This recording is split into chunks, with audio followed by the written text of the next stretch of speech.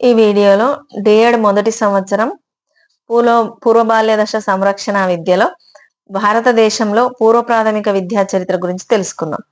క్రైస్తవ మిషనరీలు భారతదేశంలో ప్రప్రథమంగా పూర్వ ప్రాథమిక విద్యా పాఠశాలను ప్రారంభించారు. వాటిని కాన్వెంట్ పాఠశాలలకు అనుబంధం చేశారు.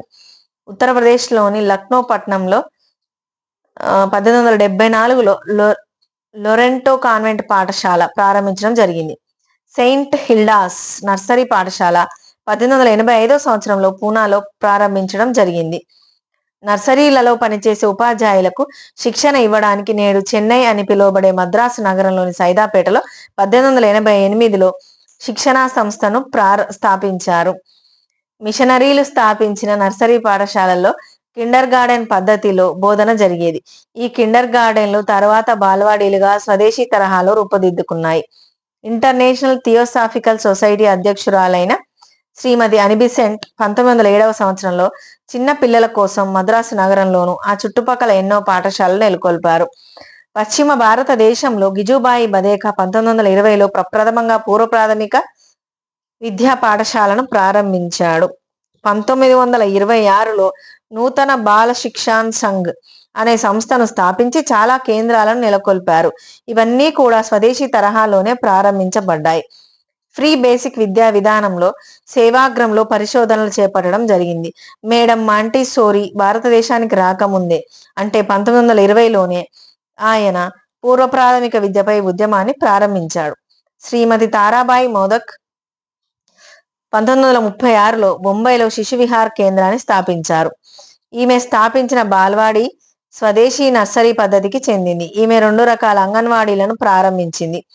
మొదటి రకం బోర్డీ సెంట్రల్ బాల్వాడీలు, రెండవ రకం అంగన్ బాల్వాడీలు. సెంట్రల్ బాల్వాడీలు పాఠశాల వేళల్లోనే నిర్వహించబడేవి. అంగన్ బాల్వాడీలు పిల్లల అనుకూలతను బట్టి పరిసర ప్రాంతాల్లోనే నిర్వహించబడేవి.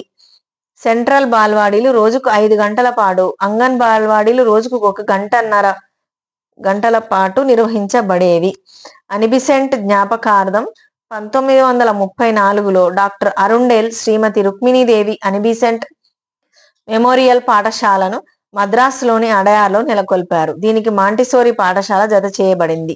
ఈ మాంటిసోరీ పాఠశాల తర్వాతి కాలంలో అడయార్ మాంటిసోరీ కేంద్రంగా పిలువబడింది. డాక్టర్ అరుండేల్ ఆహ్వానంపై 1939లో మాంటిసోరీ భారతదేశాన్ని దర్శించారు. మాంటిసోరీ తాను భారతదేశంలో నివసించిన 8 సంవత్సరాల కాలంలో ఎన్నో పాఠశాలలను స్థాపించారు. ఎన్నో శిక్షణా కార్యక్రమాలను కూడా నిర్వహించారు. మన దేశానికి స్వాతంత్రం రాకపూర్వం బ్రిటిష్ ప్రభుత్వ కాలంలో నియమించిన కమిషన్లు తమ నివేదికలలో పూర్వ ప్రాథమిక విద్యా అభివృద్ధి కోసం సూచనలు, సలహాలు ఇవ్వడం జరిగింది. రెండో కేర్ కమిటీ కొన్ని ప్రాంతాలలో ఆదర్శ శిశు నర్సరీ పాఠశాలలు ఏర్పాటు చేయాలి. శిశు పాఠశాలల నిర్వహణ కోసం ప్రత్యేకంగా శిక్షణ పొందిన ఉపాధ్యాయుల సంఖ్యను పెంచాలి. సార్జెంట్ నివేదిక జాతీయ విద్యా విధానంలో పూర్వ ప్రాథమిక విద్యకు తగిన స్థానం కల్పించాలి. నర్సరీ పాఠశాలలు స్థాపించాలి.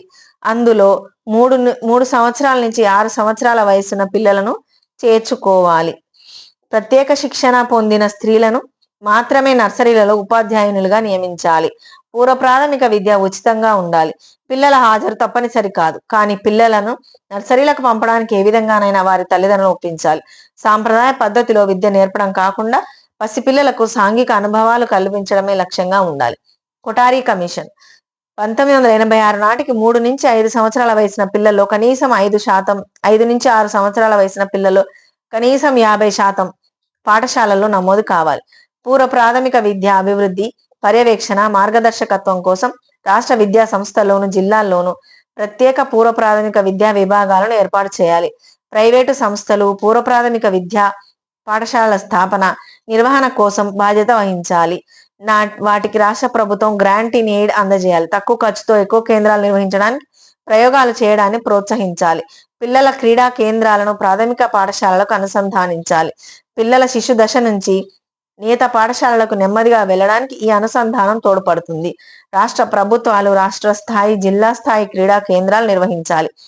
పూర్వ ప్రాథమిక విద్యా ఉపాధ్యాయులకు శిక్షణనివ్వాలి. పరిశోధనలు నిర్వహించడానికి సంబంధిత సాహిత్యం తయారు చేయాలి. జాతీయ ఈసీసీ విధానం 2013 సూచించిన అంశాలు. భారతదేశ జనాభాలో 2011 జనాభా లెక్కల ప్రకారం 6 సంవత్సరాల వయసు గల పిల్లలు దాదాపు 16,45 లక్షలు ఉన్నారు.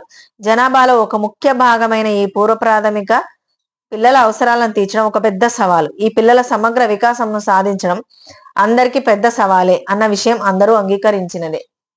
మరొక వీడియోలో మళ్ళీ కలుసుకుందాం.